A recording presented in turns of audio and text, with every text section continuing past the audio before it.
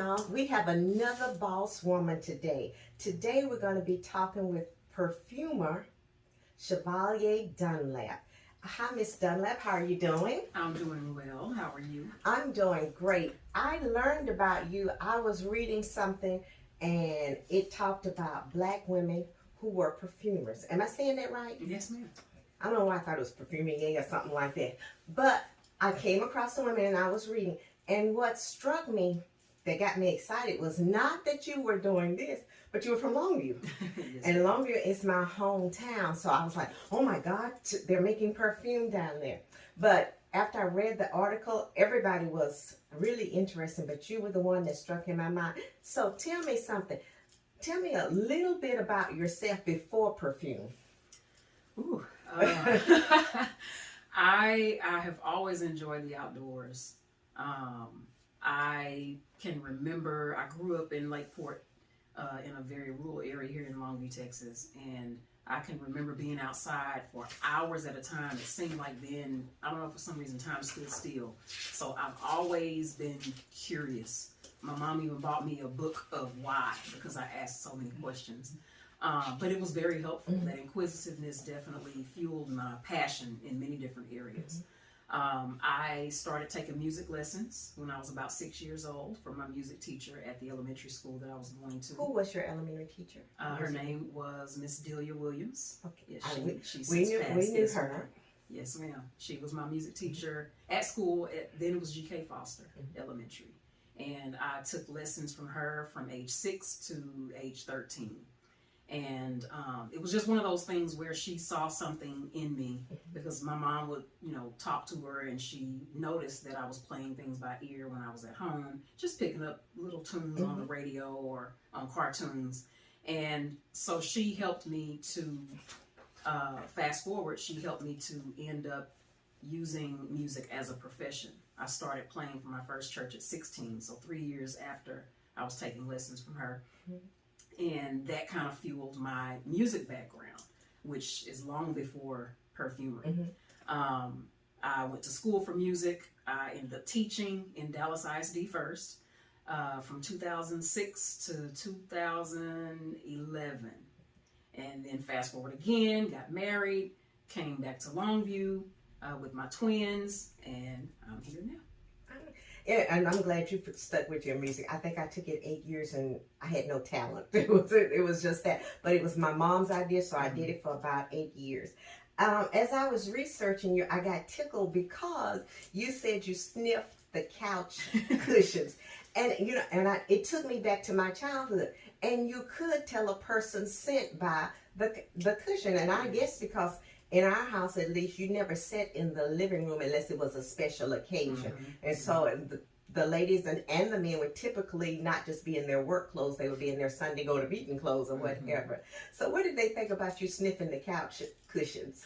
It was actually a secret. It wasn't something that I shared. However, I grew up in the household with my grandparents, my mom, and my aunt and uncle. So it was, pretty busy, especially with my aunt and uncle being kind of close to me in age. So they caught me one day. My aunt left, and I went to sniffing. I was like, "Yep, I'm going to sit right there." I knew it because I was a kid, so when they would have their dinners and things, I was usually downstairs playing. So it wasn't until they left that I would come back, and that's when I would try to figure out who had been to the house. And so my aunt and uncle caught me, and they laughed and made fun of me, and they were like, "Oh my gosh, I'm gonna tell your mom." And then years later, I asked my mom, why do you think I did that? And she just kind of chuckled.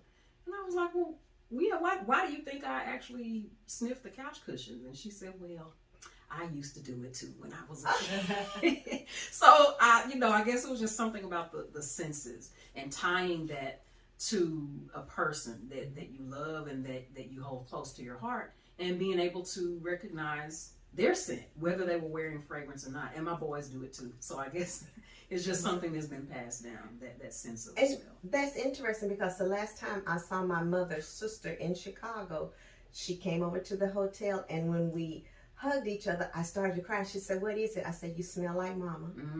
It was something about whatever perfume they had on. It reminded me of her. How did you come up with the name Pink MahogHany? that I spelled wrong on my social media the first time. That's okay. That's okay. That extra H usually kind of throws people off. They're like, is it intentional or should I spell it the regular way? I love the color pink and I love the color mahogany. And when I started blending, I knew that I wanted to create fragrances for both women and men. Even though I am a female perfumer, I didn't want people to assume that because I am a woman perfumer that I only create fragrances for women. So the pink represents the more soft side of perfumery, your florals, your soft musks,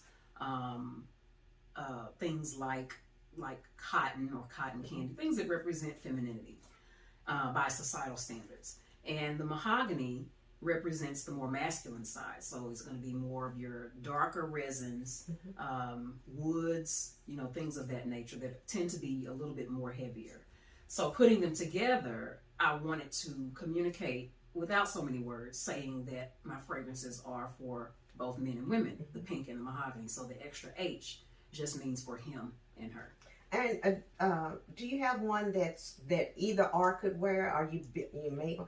And yes, that tickled me again, because we had gone on vacation one time and I was going through my luggage and I couldn't find my perfume. So I just reached up there and sprayed something that I liked on my husband. And I remember my little girl said, "You're going to smell like a man." And I was like, no, I like the scent. So I just sprayed that and kept going. So how long has Pink Mahogany been going? I started Pink Mahogany actually in 2005. Okay, I'm going to stop you right there. When you first started in 2005, was it to make a line, or was it just to make something that you liked? It actually was just to create something that I liked. I was not even thinking on a grand scale, I'm going to provide this for anybody else. I wanted to create a business for myself. This was a graduation gift to myself. I graduated in 2004, December, from UTA. So in 2005, I was like, okay, I'm going to go ahead and protect the name at the local level. And that was a gift. And from 2006 to like 2011, I basically studied. I researched everything I could related to fragrance, learned the terminology, vocabulary, different types of blending, different materials, like a rose from France as opposed to a rose from another country, Africa or Asia, and the differences between those, which sometimes is very, very slight. So just training my nose and learning everything I could about scent. And when you say training, because we see a lot of people who they said they have a perfume out, and I used to kind of tell my students, well, maybe they went in one day and they let them smell this and they smell that, and then they put their name on it. Is it a long process to get a scent? It can be, and there are a lot of factors that are involved. Like, in the fragrance world, you have the naturals and you have the synthetics. So I use both. But if you are wanting a specific ingredient, sometimes it can be a lengthy process because that particular ingredient, let's say if it's a floral, I use rose because rose is one of the most expensive natural essences that you can use for perfumery. It can take a long time because you have to literally, especially if you're working with a smaller company, a botanist even, because it can take sometimes years to be able to procure a particular type of rose or a particular type of natural ingredient. So the process can be lengthy. Sometimes the perfumer actually wants to go and travel to that location so that they can really take in the whole essence and the whole ambiance to help influence the way the perfume is going to smell. So yeah, it can be pretty lengthy. Have you traveled to the places that you're getting your scents from? Not yet, not yet. But France is definitely on the list. And actually, my favorite perfumer is a French perfumer. His name is Jean-Claude Elena, and he still resides in Nice, I believe. So I would love to be able to meet him in person. I like what you said when you said you had to learn the terminology. I always tell people I think I could be on one of those cooking shows, but I don't know the terminology. I said that would be something that would get me, which it gets a lot of those people. I also read that you do something different with yours, because when my last job, our building was like 7 floors, so we were always on the elevator. And when we had a female president, she asked us to stop wearing scents. And I think, you know, everybody was like, well, I bought this perfume, I'm going to wear it, whatever. But then we learned that not everybody's perfume, but some just set people off. And so we had students that said they couldn't wear it all. We had teachers that said they couldn't wear it at all. What do you do differently with yours? Because I read something that more people could wear your scents. In the research, really one of the driving factors for Pink MahogHany was when I was teaching, we would have staff developments, and for some reason fragrance would always come up, whether it was on the positive side or an aversion. So I started taking note of those types of conversations, and I just started researching adverse reactions to fragrance or adverse reaction to scent. And one of the things that I noticed was a particular ingredient that was heavily used back in between 2005 and 2010 called phthalates. And they were used in any scented medium, whether it's a candle, a plug-in, a lotion, a room spray, or a perfume. And I really didn't necessarily like the adverse reactions that I read about it, and it was even linked to cancer. So that was a motivating factor for me to try and challenge myself to use ingredients that did not have additional phthalates. You know, I can't say that they're ever 0%, but at least say that I am actively seeking materials that don't have an addition of phthalates to them. So I beta tested. I had friends and family who had really bad allergies, asthma, headaches, and they were like, I'm just allergic. And I said, well, just try it and see. At the time I was using more natural essences than synthetics. And then over time I started using organic alcohol, which is actually food grade, perfumer's alcohol, but it's food grade. And they were like, oh my goodness, I can actually wear this. I was scared to spray it, but I forgot I had it on because I didn't have a headache. My children didn't, their asthma wasn't triggered. So it was those types of responses that pretty much kind of let me know that I was onto something, and maybe I should offer it to the public as opposed to just kind of keeping it for myself, like my best kept secret. Fragrance is one of those things where sometimes you ask someone, what are you wearing? And they don't want to share it because it's so personal. It's sacred almost. But I wanted to be able to allow other people who had sensitivities to wear fragrance. And it is, you know, people say, and it smells different on different people, but it would be so funny because our mother, she had a favorite that we disliked. we just disliked it. And so when we were younger on our way to church, she would always want to just dab you, and we would run through the house. We did not want to be dabbed. And I can remember when I first got married, my husband bought her another kind, and he said, I'm going to buy it again next year. And I said, have you not seen that it's just lined up in that room? She does not like it. You know, so it's different. People have this thing about their scents. I watched a video. This guy did a review of you and Pink MahogHany, and he was, from the moment he opened up the box, he thought everything, and he said everything was just, he said, perfect. He said, it looked like you took your time, that it was well thought out. He said, from the packaging to the thank you note that you wrote here. And why do you do that? Why do you know, write little thank you notes? And he was in love with the packaging. Before he got there, he said, well, I guess I need to go up back and smell. He said, but that caught his attention. I'm a consumer first, and I think it's just, it could be the East Texas roots, but I just believe in making people feel, making them feel good, you know, creating that personable relationship, even if we've never met physically, but just from the time you receive the package, instead of it just being, okay, here's my business card and here's the fragrance. To me, that's very impersonal. So I like to create a way for people to feel like, you know what, I connect with Chavalia as an individual or as a business owner before connecting with the actual fragrance, because I feel like everything leads up to you actually opening the fragrance. Well, it was like it was Christmas morning, and I was like, he is not pretending. This guy is not pretending, because he was just really excited. And then I don't know which one he sprayed first, and you know, he sprayed it on a little piece of paper, and he waited, and he was like, Oh my God. And he could, it reminded me of wine tasting Mm-hmm. because he would tell you, you know, what he could smell in it Mm-hmm. and how at first he didn't think it was going to go together, but it really did and things Mm-hmm. like that. So from what I see, you have done that really, really well.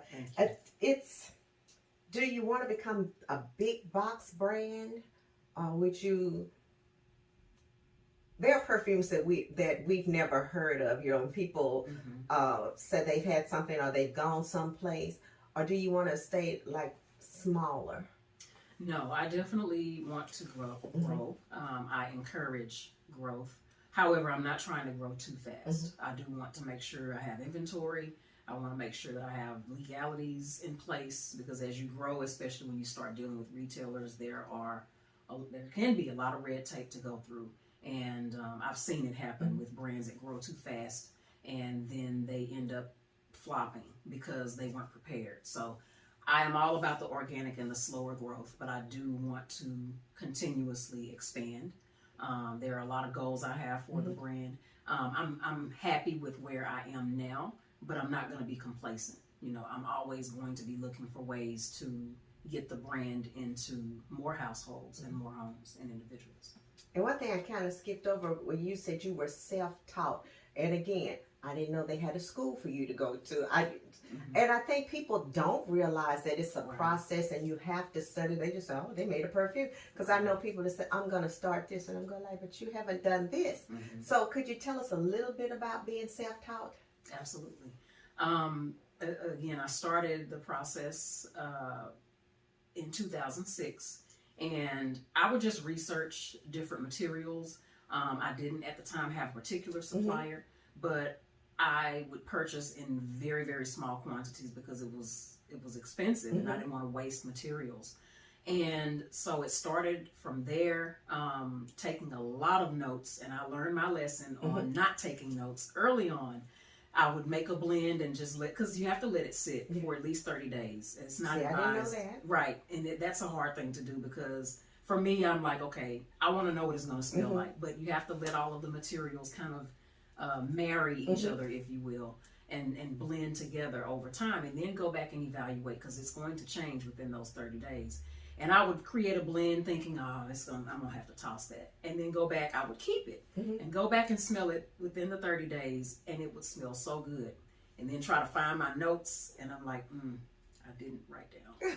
Didn't write it down. So that was one thing that I learned early on, being self-taught, which in the school, I learned that that's one of the first things that they teach you.